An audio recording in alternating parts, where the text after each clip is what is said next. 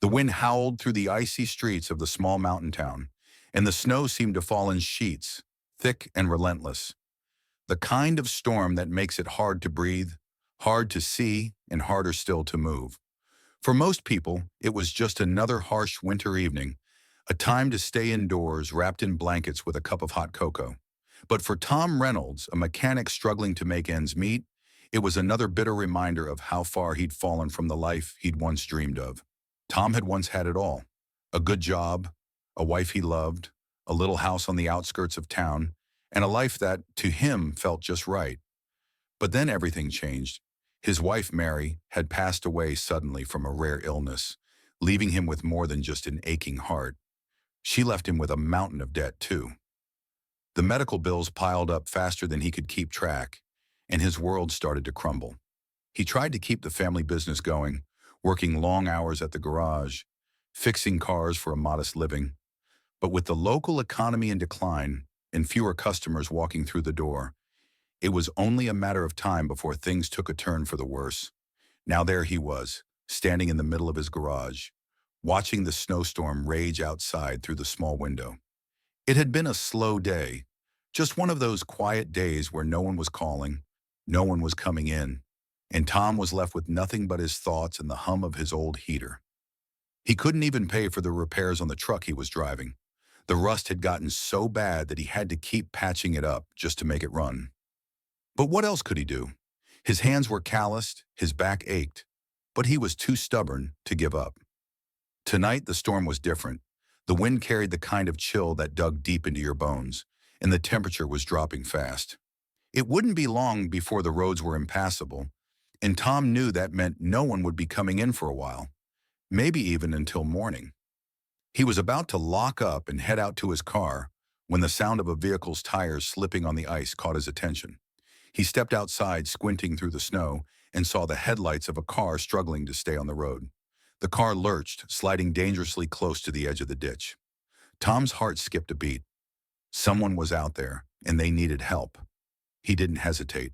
He grabbed his coat, slung it over his shoulders, and trudged through the snow, his boots sinking into the deep drifts with each step.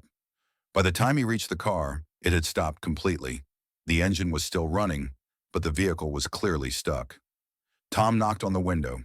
The driver rolled it down, revealing a woman with a pale face and wide eyes, clearly shaken by the storm. She looked to be in her 30s, maybe a little younger, and her clothes were too thin for the frigid weather. "Hey, you all right?" Tom called over the wind. The woman nodded quickly, but it was clear she was panicking. "I think I'm stuck," she said, her voice trembling.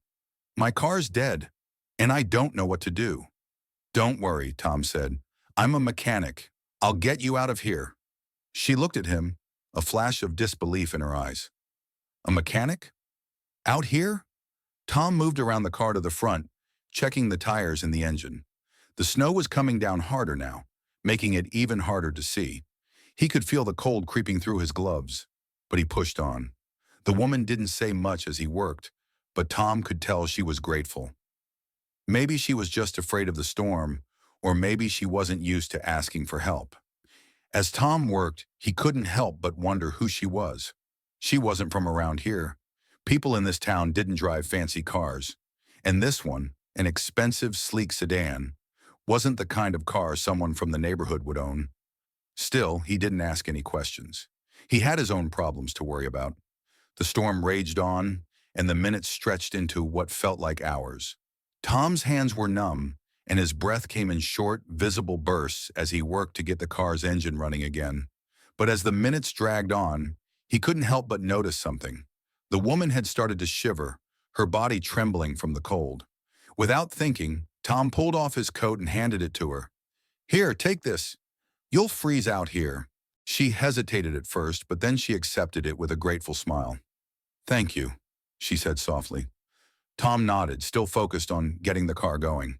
He could feel the weight of the storm pushing against him. This wasn't just about fixing a car. Something about this felt like fate, a chance to do something good when the world seemed to be crumbling around him. He wasn't going to let this woman be stranded in the middle of nowhere. Not in this storm. He had to get her to safety. Finally, after what seemed like an eternity, the engine sputtered to life.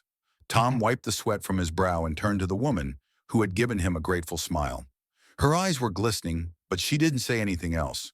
She just thanked him again, this time more warmly, and got back into the car, ready to drive off into the storm. Tom watched as she pulled away, her car disappearing into the blizzard. The wind howled louder, and the storm raged on. But something in Tom's chest lightened. Maybe he hadn't made much of a difference in the world, but for a few minutes, he had made someone's life a little easier. That was enough for now. He turned back to his garage, ready to call it a night. But there was one thought lingering in the back of his mind. He hadn't asked her name, hadn't asked where she was from, hadn't asked about her life. It didn't matter. Not really. But as he headed back inside, he couldn't shake the feeling that the world was about to change for both of them. He just didn't know how or when. The snowstorm had passed by the time Tom woke up the next morning. The roads clear enough for travel, but the world still felt heavy with the weight of the cold. Tom had spent the night dreaming fitfully, plagued by a sense of unease that he couldn't shake. Maybe it was just the storm, or maybe it was something else, but it felt like his life was about to change in ways he couldn't quite understand. His shift at the garage began like any other. He'd spent the morning fixing a few cars, mostly minor repairs for people who couldn't afford to take their vehicles to bigger shops. But as the day wore on, Tom started to notice something strange. An unfamiliar car was parked outside his garage. It was a black sedan, sleek and high-end. Tom couldn't help but wonder if it was the same car he'd helped the woman with the night before. He stepped outside, wiping his hands on a rag, and walked toward the car. A figure stepped out, and Tom's heart skipped a beat. It was her, the woman from the night before. She was dressed in a different set of clothes, no longer wearing the simple jacket she had worn in the storm. This time, she was dressed in a tailored coat, the kind of thing you'd expect to see in a high-end boutique. Her hair was styled to perfection, and her posture exuded confidence. But when she saw Tom, she froze. "Tom Reynolds?" she asked, her voice soft, almost hesitant. He nodded, unsure of what to say. "Yeah, that's me. Can I help you with something?" She smiled. "Actually, yes. I've been thinking about you a lot since last night. I wanted to thank you properly for helping me." Tom raised an eyebrow. "It's no big deal. I was just doing what anyone would do." She shook her head. "No, you don't understand. You saved me last night, and I want to return the favor." Tom frowned. "What do you mean?" She hesitated for a moment, and then the words spilled out. "I'm not just some random person. My name is Jessica Hartwell, and I'm going to change your life." Tom blinked, unsure of what she meant. But before he could say anything, a sleek black car pulled up behind her, and the driver stepped out. Tom's jaw dropped when he saw the man who got out. A tall, well-dressed figure, exuding power and authority. "You don't know who I am?" Jessica asked, her voice carrying a weight that made Tom's knees feel weak. "I'm about to change your life, Tom. For good." Tom stood frozen in place, unsure of what was happening. But as the man approached and extended his hand, Tom realized that nothing would ever be the same again. And the shocking truth was just beginning to unfold. Jessica Hartwell wasn't just anyone. She wasn't some random stranger in a snowstorm, and the man who had stepped out of the car wasn't just a businessman.